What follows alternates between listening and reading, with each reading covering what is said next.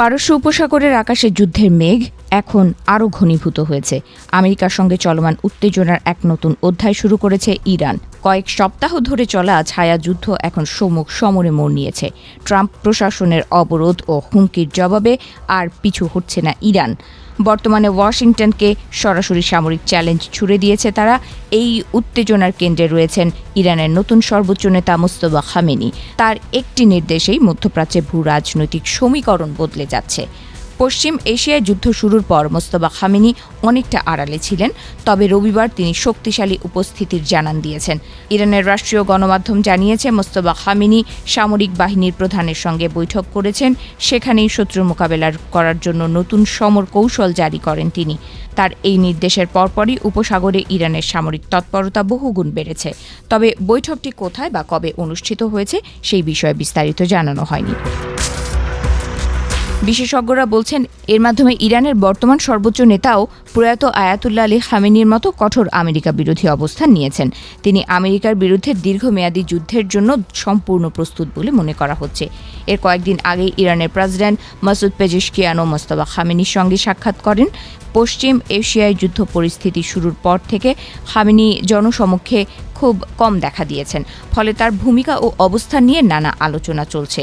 বর্তমান সর্বোচ্চ নেতা হিসেবে দায়িত্ব নেওয়ার পর থেকেই মোস্তফা খামেনির শারীরিক অবস্থা নিয়ে নানা গুজব ছড়িয়েছে। বিভিন্ন আন্তর্জাতিক প্রতিবেদনে দাবি করা হয়েছিল আমেরিকা ও ইসরায়েলের হামলায় তার বাবা নিহত হওয়ার সময় তিনিও আহত হয়েছিলেন। যদিও এসব তথ্য কতটুকু সত্য তা নিশ্চিত হওয়া যায়নি। তবে মোস্তফা খামেনির সাম্প্রতিক বৈঠকের খবর প্রকাশের মাধ্যমে ইরান স্পষ্টভাবে দেখাতে চাইছে তাদের রাজনৈতিক ও সামরিক নেতৃত্ব এখন সক্রিয়ভাবে পরিস্থিতি নিয়ন্ত্রণ করছে। এদিকে মোস্তফা খামেনির নির্দেশনার খবর প্রকাশের মধ্যেই উপসাগরীয় অঞ্চলে নতুন করে ড্রোন হামলার ঘটনা ঘটে। সংযুক্ত আরব আমিরাত জানায় ইরান থেকে ছোড়া দুটি ড্রোন ভূপাতিত করেছে তারা। দেশটির প্রতিরক্ষা মন্ত্রণালয় এক্সে দেয়া এক বিবৃতিতে জানায় আরব আমিরাতের আকাশ প্রতিরক্ষা ব্যবস্থা সফলভাবে ইরান থেকে ছোড়া দুটি ড্রোন ধ্বংস করেছে।